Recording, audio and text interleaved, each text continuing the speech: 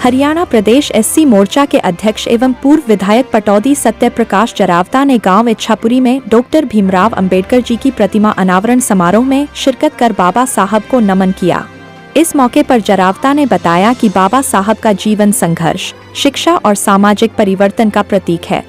उन्होंने समाज में व्याप्त छुआछात, भेदभाव और अन्याय के विरुद्ध पूरी जिंदगी संघर्ष किया। अपने कठिन जीवन के बावजूद बाबा साहब ने उच्च शिक्षा प्राप्त कर दुनिया को दिखा दिया कि शिक्षा ही समाज में बदलाव का सबसे बड़ा साधन है।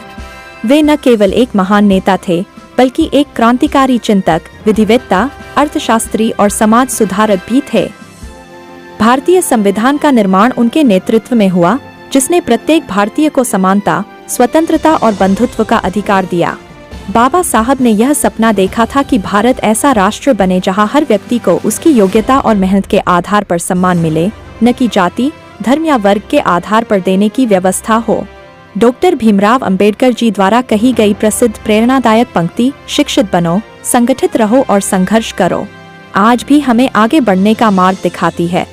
हमें बाबा साहब के आदर्शों का पालन करते हुए एक ऐसा भारत बनाना है जहां समानता, भाईचारा और सामाजिक न्याय की जड़ें और भी गहरी हों। उनकी जयंती हमसे यही आह्वान करती है कि हम हर प्रकार के भेदभाव को समाप्त करें और एक सशक्त, समावेशी समाज का निर्माण करें। जन्म से ही उन्हें समाज के अन्यायपूर्ण व्यवहार और भेदभाव का सामना करना पड़ा। स्कूल में उन्हें अलग बैठाया जाता था, पानी तक पीने नहीं दिया जाता था।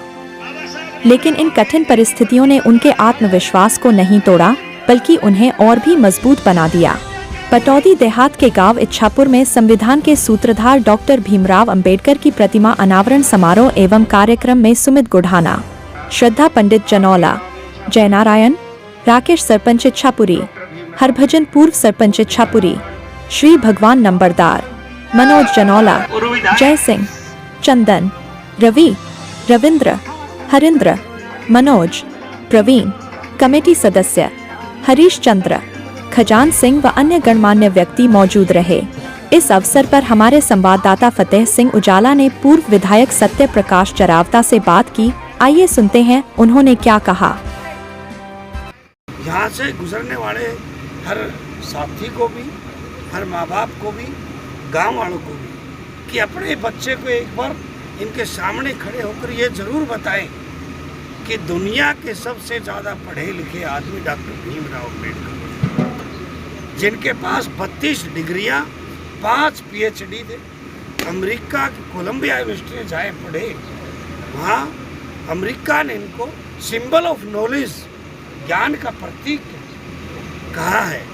और इसलिए तमाम राष्ट्रों में बाबा साहब की जयंती एक सिंबल ऑफ नॉलेज के रूप में मनाई जाती है। तो हम कोई भी, हमारे यहाँ कोई भी बच्चा हो जो पढ़ने वाला हो, जो समाज में काम करने वाला हो, एक बार ज़रूर उस बच्चे को सामने खड़े करके बताए कि ये महामानव है, जिन्होंने तमाम विपदाओं के बावजूद, तमाम शोषण, संघर्ष, अन्याय, अत्याचार के बावजूद मानवता के लिए काम किया। दुनिया में सबसे ज़्यादा पढ़े लिखे बने, देश के कानून मंत्री बने, लॉ मिनिस्टर बने, रिजर्व बैंक जैसी चीज़ की स्थापना बाबा साहब के प्रॉब्लम ऑफ रुपीज़ उसके बेस पर हुई। तो निश्चित तौर पर बाबा साहब जब प्रीवी काउंसिल के अंदर जल की कमेटी के मेंबर थे, तो दामोदर वैली भाखड़ा डैम जैसे प्रोजेक्टों को उन्होंने मंजूरी दिलाने का काम किया। उस समय जब वो श्रम मंत्री बने तो 8 घंटे छुट्टियों के दिन, महिला प्रसूतियों का, ये सब चीज़ें बाबा साहब ने दी। बाबा साहब ने महिलाओं के लिए बहुत लड़ाई लड़ी और ये मानते थे कि जब तक मैं उस राष्ट्र को विकसित नहीं मान सकता, जब तक उस समाज की महिलाएं शिक्षित ना हो, उनको अधिकार ना हो। और इसलिए हिंदू कोड बिल बाबा साहब लेके आए। उस समय तत्कालीन प्रधानमंत्री पंडित जवाहरलाल नेहरू ने उनको पेश नहीं करने दिया गया और वो नाराज़ होकर उन्होंने इस्तीफा भी दिया। बाबा साहब ने बहुत सारे अन्याय, अत्याचार से 78,000 वोट में उनकी कैंसिल हुई। उस समय के लोगों ने तो बड़े, लेकिन आज हम वर्तमान परिदृश्य के अंदर, आज हमें सारे अधिकार बाबा साहब ने दिए और आज हमारे पढ़ाई में कोई रुकावट नहीं, हमें सहयोग मिलता है। अगर आज भी हम पढ़ाई लिखाई लगकर जागकर और अपने दीपक स्वयं नहीं बने, जैसे तथागत गौतम बुद्ध ने कहा अत दीपो भव, कि अपने दीपक स्वयं बनो, जागो। कबीर साहब ने कहा कि जागो जागो, अपने दीपक स्वयं बनो और इस ज्ञान के मार्ग पर चलो, पूरी मानवता के लिए काम करो। यही संदेश बाबा साहब की प्रतिमा से पूरे भारत के लिए, और कई बार समाज में कुछ लोग कटुता करते, उनके लिए भी बाबा साहब ने एक बड़ा संदेश दिया। जब भारत का संविधान लिखने लगे बाबा साहब, तो कोई एक शब्द भी देश के प्रधानमंत्री नरेंद्र मोदी जी ने कहा कि बाबा साहब ने कितना अन्याय अत्याचार तथाकथित सवर्ण जातियों के द्वारा सहा, लेकिन जब भारत का संविधान लिखा तो एक लेश मात्र भी कहीं बदले की भावना या उनके प्रति कहीं विपरीत मानसिकता बाबा साहब की उसमें नजर नहीं आई।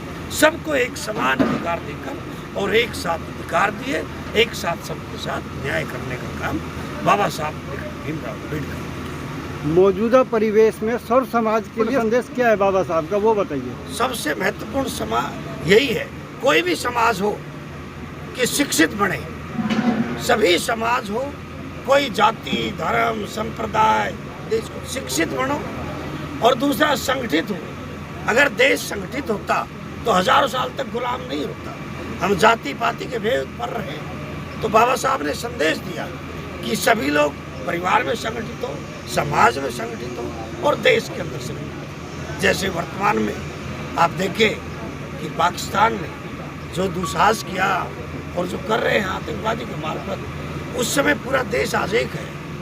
नरेंद्र मोदी जी के नेतृत्व में सबने अधिकार दिए हैं कि आप, और इसलिए पूरे भारतवासी आज एक साथ खड़े, ये संगठित है पूरा देश, संघर्ष करें।